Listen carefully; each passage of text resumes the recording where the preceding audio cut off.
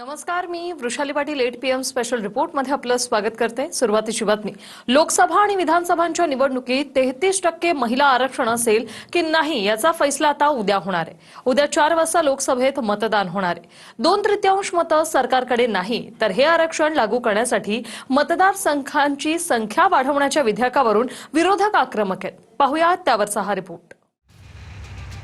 लोकसभा आणि विधानसभेमध्ये महिलांना 33% आरक्षण देण्यासाठी 3 विधेयकं लोकसभेमध्ये मांडण्यात आली आहेत। पण ही विधेयकं म्हणजे महिला आरक्षणाच्या आडून भाजपचा 2029चा सत्तेचा डाव असल्याचा आरोप विरोधकांनी केलाय।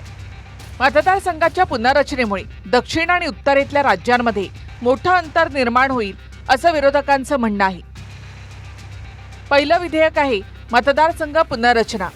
या माध्यमातून लोकसभेच्या 543 जागा वाढवून 850 करण्याचा प्रस्ताव आहे। दुसरं विधेयक आहे 131वी घटना दुरुस्ती। 2026 ऐवजी 2011च्या जनगणनेचा आधार घेऊन 2034 ऐवजी 2029 पासूनच महिला आरक्षण लागू करणं। आणि तिसरं विधेयक आहे जम्मू काश्मीर आणि पुडुचेरीमध्ये महिला आरक्षण लागू करण्यासंदर्भातील दुरुस्ती विधेयक। आता विरोधकांचा आक्षेपाचा मुद्दा आहे दक्षिणेकडून राज्यांच्या तुलनेमध्ये उत्तरेकडील राज्यांच्या अधिक वाढणाऱ्या जागा। उत्तर प्रदेशात सध्या लोकसभेच्या 80 जागा आहेत, इथे 120 जागा होण्याची शक्यता आहे। महाराष्ट्रात 48 वरून 72 जागा होतील। बिहारमध्ये 40 वरून 60 जागा होणार। दक्षिणेकडील राज्यांचा विचार केला तर तामिळनाडूत सध्या एकूण 39 खासदार आहेत, इथे 59 खासदार होतील। कर्नाटकात 28 खासदार आहेत, हा आकडा 42 वर जाईल। केरळमध्ये सध्या 20 जागा आहेत, तिथे 30 खासदार होतील। दक्षिणेतल्या राज्यांनी लोकसंख्या नियंत्रणावर चांगलं काम केलंय, पण इतरत्र लोकसंख्येत तुलनेत अधिक वाढ झाली। मग त्याचा फटका दक्षिणेतल्या राज्यांनी का सहन करायचा? दक्षिणेच्या तुलनेमध्ये उत्तरेमध्ये अधिक जागा वाढतायत असा आरोप विरोधकांचा आहे। दक्षिण और उत्तर भारत ये लाइन आएगी, महाराष्ट्र की कट हो जाएगा। कर्नाटक, आंध्र, तेलंगाना, केरला, तमिलनाडु सुशिक्षित है, बहुत लोग शिक्षित है, आगे बढ़े हैं, तो जनसंख्या कम है। यहाँ क्या है, ऊपर जनसंख्या बहुत है, तो इससे क्या होगा? तो देश में विभाजन आ जाएगा। मैं आज बड़ी जिम्मेवारी के साथ इस सदन में इस पवित्र जगह से कहना चाहता हूं, चाहे दक्षिण हो, उत्तर हो, पूर्व हो, पश्चिम हो, छोटे राज्य हो, बड़े राज्य हो, मैं आज एक जिम्मेवारी से कहना चाहता हूं कि निर्णय प्रक्रिया किसी के साथ भी भेदभाव नहीं करेगी। ये निर्णय प्रक्रिया किसी के साथ अन्याय नहीं करेगी। कोणत्या राज्यामध्ये किती खासदार आणि आमदारांची संख्या वाढेल याचा निर्णय पुनर्रचना आयोग घेणार आहे आणि कुठेही भेदभाव होणार नाही असं पंतप्रधान नरेंद्र मोदी सांगतायत।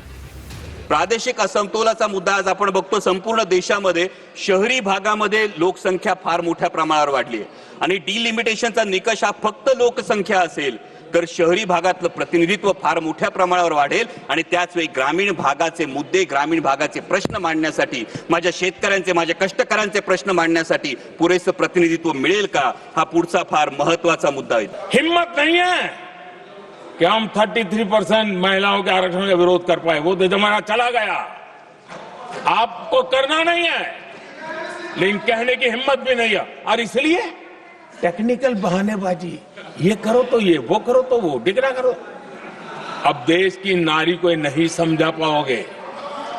सदन में नंबर का खेल क्या होता है वो तो समय तय करेगा, लेकिन ये पक्का है कि अब इन भांति भांति के बहानेबाजी, भांति भांति टेक्निकल मुद्दों के आधार पर चीजों को उलझा करके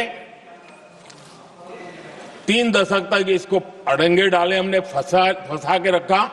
आपने जो अचीव करना था कर लिया, अब छोड़ दो ना भाई। 3 दशक कम पड़ते हैं क्या रोकने में? 3 दशक तक आपने रोका, फिर भी कुछ कर नहीं पाए, तो अब तो करो। या विधेयकाच्या क्रेडिटवरूनही पंतप्रधान मोदी आणि प्रियंका गांधींमध्ये वार पलटवार रंगला. हमें क्रेडिट नहीं चाहिए. जैसे ये पारित हो जाए मैं कल एडवर्टाइजमेंट दे करके सबका धन्यवाद करने के लिए तैयार हूं. सबकी फोटो छपवाने के लिए तैयार हूं. क्रेडिट आप ले लो. चलो क्रेडिट की चिंता है क्या है जी. ले लो ना क्रेडिट. आपको जिसकी फोटो छपवानी है सरकारी खर्चे से हम करवा देंगे.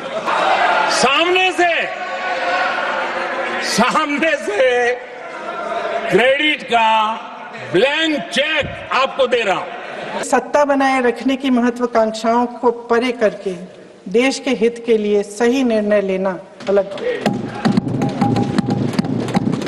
शायद हम आदरणीय प्रधानमंत्री महोदय जी से आज ये उम्मीद नहीं रख सकते क्योंकि वह समस्याओं से घिरे हुए हैं.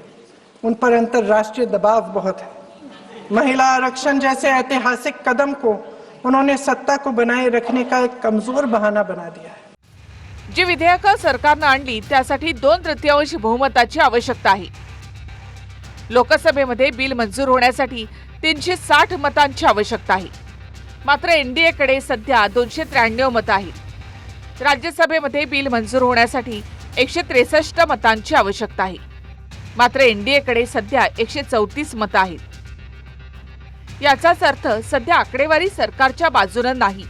त्यामुळे या विधेयकाचं काय होतं हे प्रत्यक्ष मतदानाच्या वेळी स्पष्ट होईल. ब्युरो रिपोर्ट, TV9 मराठी, नवी दिल्ली.